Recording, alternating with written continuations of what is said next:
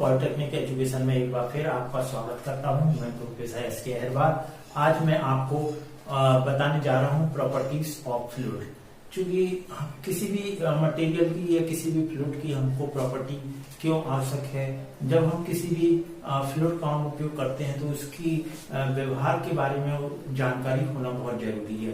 तो आज हम दोस्तों पढ़ने जा रहे हैं कि प्रॉपर्टीज ऑफ फ्लूइड। इसमें मैंने आपको 4 तरह की प्रॉपर्टीज बताई है और फिर विस्कोसिटी और सरफेस टेंशन वो मैं आगे वाले लेक्चर में आपको बताऊंगा। तो सबसे पहली प्रॉपर्टी है, यहाँ पर मैंने लिखा हुआ है मास डेंसिटी।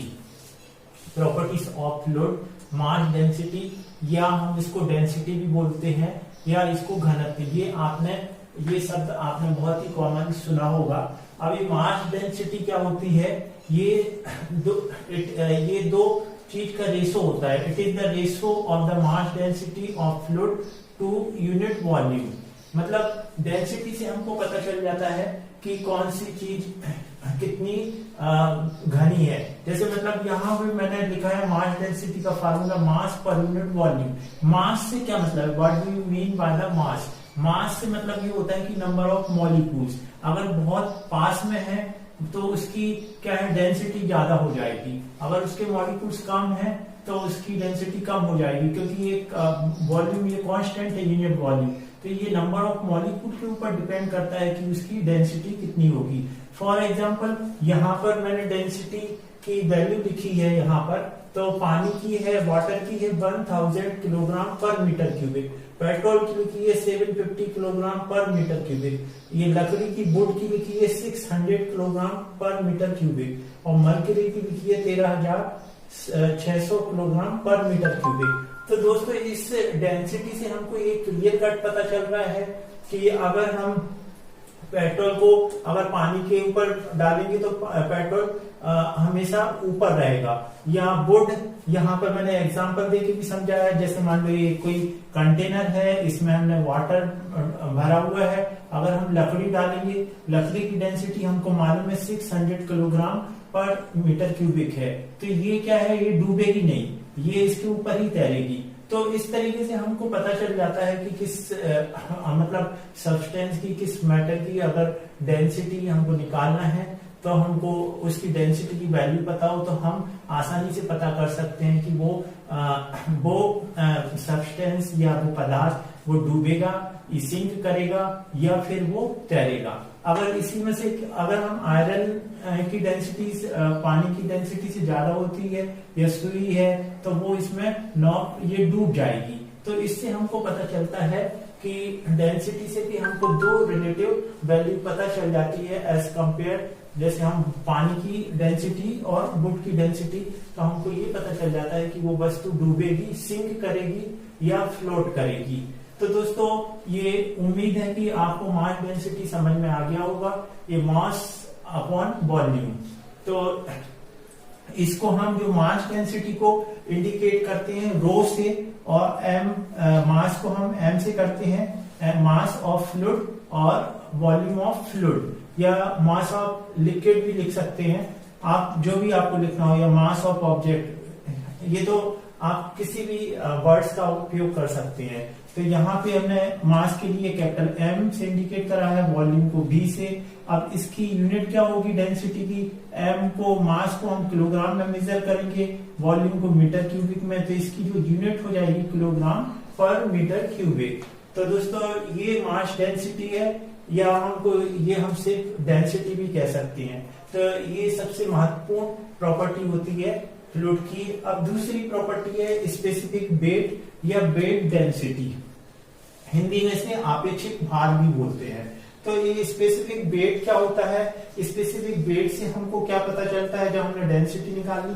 तो ये दोनों का रेशो, वेट जो है वेट अपॉन वॉल्यूम, मतलब specific weight of the fluid to the unit volume. ये 2 चीज का अनुपात होता है फ्लूइड के वेट का और वॉल्यूम का।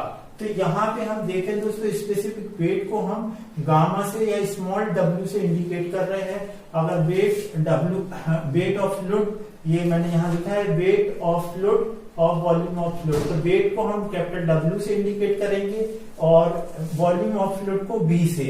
अब W जो होता है weight is nothing but it is force due to gravity. Gravity के कारण जो फोर्स लगता है उससे हम बोलते हैं, और W बराबर mg होगा। m मास हो गया, g gravity due to acceleration. तो ये g की वैल्यू आपको मालूम है 9.81 होती है, और b इज द वॉल्यूम। अब चूंकि ये m अपॉन v ये हम पहले निकाल चुके हैं, ये डेंसिटी का फार्मूला है मास अपॉन वॉल्यूम, तो हम यहाँ पे m अपॉन v की जगह पे रो लिख देंगे, और ये g, तो ये कि हमको नई रिलेशन मिल जाएगी गामा बराबर रो g। अब दोस्तों क्वेश्चन उठता है स्पेसिफिक वेट से हमको क्या जानकारी मिलती है। तो यहाँ पर जैसे हमको ये ऊपर पता चल रहा था कि इससे हमको डेंसिटी से ये पता चल जाता है कि कौन सी वस्तु डूबेगी, कौन सी वस्तु नहीं डूबेगी, कौन सी मतलब आंशिक रूप से डूबेगी। ये पूरी चीज किस पे डिपेंड करती है, उसकी वैल्यू, डेंसिटी की वैल्यू पे डिपेंड करती है। अब यहाँ पर हम अगर स्पेसिफिक वेट की बात करें तो हम जैसे मान लो कोई कंटेनर है उसमें पानी भरा हुआ है, तो हमको ये पता चल जाएगा कि ये जो स्पेसिफिक जो प्रेशर फोर्स यहाँ पे बॉटम पे कितना लग रहा है। तो एक रिलेशन होती है जो कि P अपॉन गामा बराबर H इज द हाइट, मतलब कितना पानी इस पे भरा हुआ है। तो ये हम इससे प्रेशर फोर्स निकाल सकते हैं। गामा हमारा स्पेसिफिक वेट है या वेट डेंसिटी। तो इस फार्मूले की हेल्प से हम क्या है किसी भी जैसे डैम है वहां पे हम प्रेशर फोर्स निकाल सकते हैं, या किसी भी टैंक है वहां पे कितना हम इसमें पानी भरें तो कितना प्रेशर फोर्स वाटर के द्वारा उस टैंक पे लगेगा। तो ये सारी चीजें हम स्पेसिफिक वेट से निकाल सकते हैं। चलिए दोस्तों, तीसरा जो प्रॉपर्टी है उसे हम बोलते हैं स्पेसिफिक वॉल्यूम, इसे हम बोलते हैं विशिष्ट आयतन। तो ये एक तरह से रेसिप्रोकल होता है, मतलब किसका, ये आपका मास डेंसिटी का।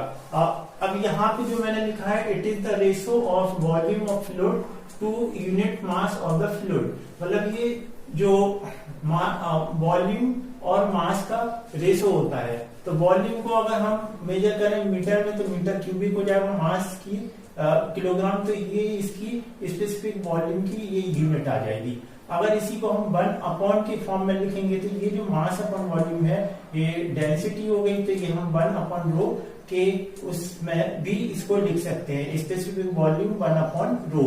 अगर आपको डेंसिटी की वैल्यू दे रखी है तो स्पेसिफिक वॉल्यूम आप डायरेक्ट निकाल सकते हैं। चलिए दोस्तों, अब लास्ट है, ये है स्पेसिफिक ग्रेविटी बोलते हैं, इसे हिंदी में विशिष्ट गुरुत्व भी बोलते हैं, या इसे रिलेटिव डेंसिटी भी कहते हैं। तो ये जो रिलेटिव डेंसिटी है ये किसका रेशो होता है, तो ये specific gravity is the ratio of density of liquid to the density of water at 4 degree Celsius. ये एक्चुअली में ये जो भी हम रेशो निकालेंगे उसमें डेंसिटी ऑफ वाटर ये स्टैंडर्ड फ्लूइड है, इसको हम डेंसिटी ऑफ वाटर या डेंसिटी ऑफ स्टैंडर्ड फ्लूइड या स्टैंडर्ड लिक्विड, और लिक्विड के केस में हम वाटर लेंगे, और डेंसिटी ऑफ जैसे मान लो गैस के उसमें हमको लिखना है डेंसिटी ऑफ स्टैंडर्ड, तो उसमें हमारा गैस में एयर आएगी। तो यहाँ पर हम फ्लूइड की बात कर रहे हैं, जैसे मान लो लिक्विड की, तो जो डेंसिटी ऑफ लिक्विड है ये हमको अगर नहीं मालूम है तो हम निकाल लेंगे इसको। तो डेंसिटी ऑफ वाटर इसकी क्या है, ये यूनिट लेस होती है, क्योंकि यहाँ पर भी डेंसिटी है, यहाँ पर भी डेंसिटी है, तो ये आपस में कैंसिल हो जाएगी। तो there is no unit of specific gravity. Specific gravity की कोई यूनिट नहीं होती है। इससे हम ये निकाल सकते हैं कि डायरेक्ट, जैसे मान लो डेंसिटी ऑफ पेट्रोल की अगर हमको निकालना है, यहाँ 1000 है तो 750, तो 0.75 स्पेसिफिक ग्रेविटी पेट्रोल की आ जाएगी। तो इस तरीके से हम निकाल सकते हैं। अब ये जो 4 आपके सामने फ्लूइड की प्रॉपर्टीज है, 5वीं विस्कोसिटी है, विस्कोसिटी क्या होती है, सरफेस टेंशन क्या होता है, ये मैं अगले वीडियो में बताऊंगा। दोस्तों, ये जो फ्लूइड प्रॉपर्टीज है इसका एक क्वेश्चन आपके एग्जाम में जरूर आता है, what do you understand by the fluid properties, या शॉर्ट नोट्स में आ जाएगा। स्पेसिफिक वेट क्या होता है, स्पेसिफिक ग्रेविटी क्या होती है। तो ये क्वेश्चन आपके लिए, ये जो फ्लूइड प्रॉपर्टीज है आपके लिए बहुत ही महत्वपूर्ण है। तो उम्मीद है दोस्तों आपको फ्लूइड प्रॉपर्टी समझ में आ गई होगी। अगर वीडियो अच्छा लगा तो आप अपने फ्रेंड्स के साथ शेयर करें। वीडियो देखने के लिए